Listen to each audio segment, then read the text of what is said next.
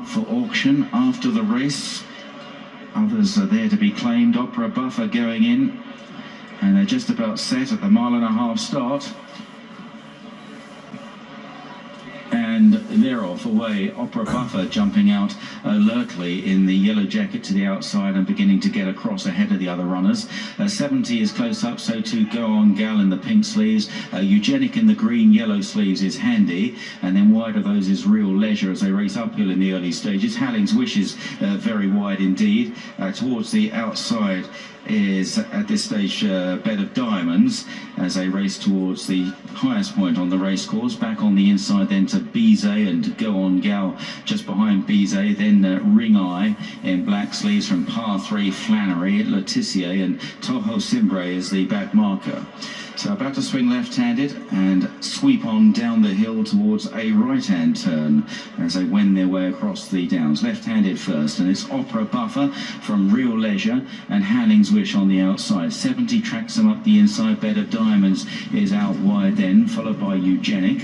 And then towards the inside is Bizet, and they are tracked by Ring Eye further back with Flannery towards the inside. Now around a right-hand turn. Par 3 still at the back of the field with Letitia and also Toho Simbre as they descend towards Wilson Avenue. When they cross Wilson Avenue, they'll have 6 furlongs left to cover, and that is the halfway stage. And it's Opera Buffer from in second, Real Leisure. On the outside, Bed of Diamonds. Then towards the inner 70 and getting up the inside in the stripes now is Flannery as they race towards this bend. Flannery just getting a bit short of room there. Opera Buffer trying to close the door a little bit, but Flannery gets through up the inner under Mitch Godwin there. Up the inside of Hector Crouch on Opera Buffer.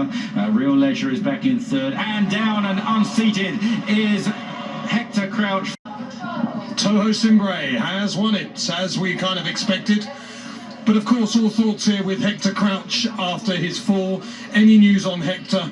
Opera Buff looked absolutely fine, Opera Buffer. But any news on Hector Crouch, I will bring you just as soon as I can. Different scenes at Brighton, as I said, raining there, but good news that Hector Crouch is up on his feet because it looked as if the tack had slipped. I'm not sure what part of it, whether it was his saddle or whether indeed it was his stirrup leather, because he got very unbalanced. He was on the floor, looked like he was winded because he was down for a while and then up on his feet. But let's bring you confirmation of the result with the print. Very close in the finish. Tojo Simba, the grey horse, over on the far side. Martin Dwyer and Richard Hughes. And nearest to us then, Bizet, who is John Ryan's runner, George Wood on board. Actually, numbers 12 and 11 in your race card. There's the result. Tojo Simba 8-1, Bizet is 20-1. Let's take a look at the fall. So you've got Opera Buffer in front with those cheek pieces on and the yellow colours. So just watch his right iron, Hector Crouch's right iron. Yeah, the saddle slipped, that's exactly what's happened. And he's rolled sideways, taken a tumble. Looks like he might have taken a couple of knocks there, but just fabulous news that he's up on his feet and hopefully just a little bit bruised and nothing more. News of the jockey changes then for Hector Crouch. Shane Kelly comes in for 2 of his rides. Significant one in the next because he rides Lord Clenaghcastle for Gary Moore, and indeed the next race after that he comes in for the ride on board Buzz Lightyear for Philip Hyde. That's in the 4:20. Now we need to get back to Brighton and rejoin Matt, who's with Nick Russ, talking about scanning horses.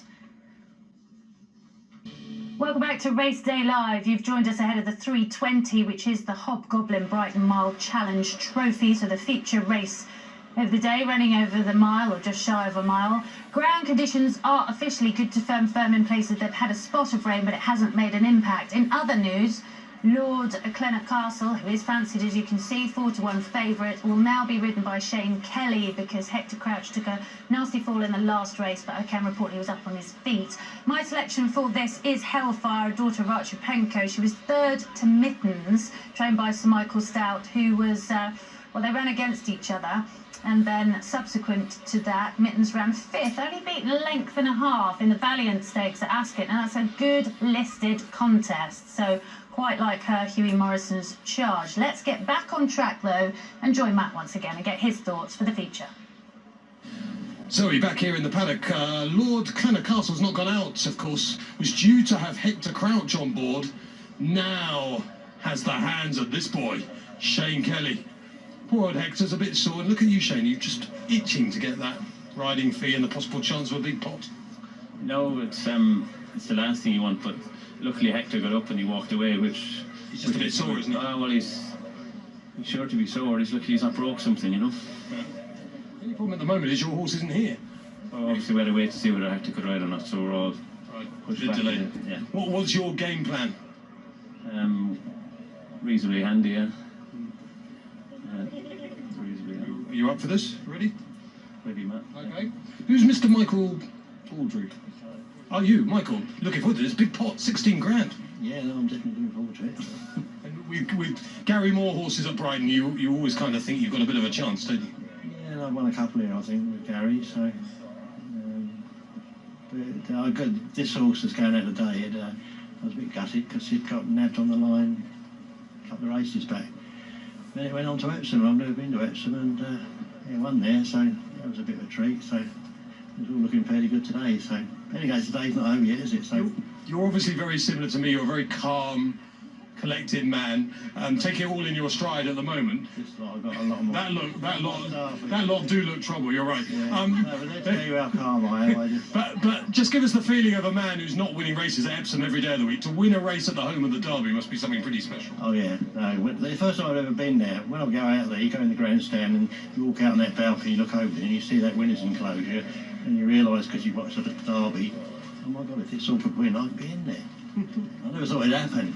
And I just relaxed them down, and everyone was having a really good time and enjoying themselves. And I thought, well, what the hell, you know, we're here. And they went and won. And won very well. God knows what it's going to do today, but there you go. The good thing is there's a certain similarity between the two tracks, at least. Oh, yeah, they're very similar. You know, it's... and it was his first race back that other time, so... I don't know, it's all been good news. Just the thing is, though, that just thank God old Vector got up and walked away. Yeah. It didn't look very good when I saw it, you know. Well, I'll tell you what, Mr. Wood, you can go to the tracks and speak to the Grade 1 horses and trainers, etc., etc. But it's coming to a meeting like this, speaking to someone like you get such a pleasure out of, you know, going to Epsom and having a runner there, let alone winning. So it's been a real pleasure and good luck here. Yeah, I know. We're all having a good time. Hector's still safe, and hopefully we get a nice end to the day. Fingers crossed you run well. Good luck. Good play. All right, cheers. Thanks very much, Tim. Bye then.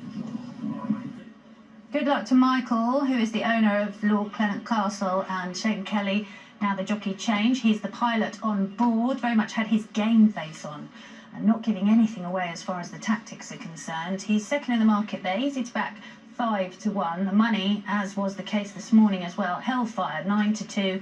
Clear market leader now, this daughter of Archipenko, who's been progressive and she's been really consistent this season. This looks like a good opportunity for her to bag another prize. There is Admiral Arts and Adam Kirby just encouraging the horse, I think. Maybe we can call it that. 2 wins from 6 runs this year, so he's been in really good form for Tony Carroll, whose horses I mentioned have been hitting the crossbar a bit. Ivan Furtado's got 2 in this, and I thought Zayam could go well at a fair price, 8-1. They wouldn't want the ground to have turned soft, so his prayers have been answered because they've had a split spot of rain but no going change, so it's still on the firmer side of good there. And Zayam's been coming down the weight. Only slight concern is no cheek pieces on today, and he's I've got a good record with those, so they've been left off. But a real positive for me is that Silvestre de Souza, who's already been in winning form at the track this afternoon and notched up his century, is the man that's been booked. I always like it when trainers have a couple of runners in the race, and we're really lucky that quite a few go in this. We've got Duke of North out and Wasm, but we knew about them earlier on. So just listening to Ivan Furtado, he does give Intensical a bit of a chance in the paper as well. He's a much bigger price. He's saying that stall 1 doesn't really pose too many problems for him because of his running style, so pretty happy with that. I can tell you that Hector Crouch's fall has been put down to, well, I'm hearing slip foot, but I don't know whether they meant his foot has slipped out the iron. That might be what it was. I don't know. I'll have to give you a clearer description.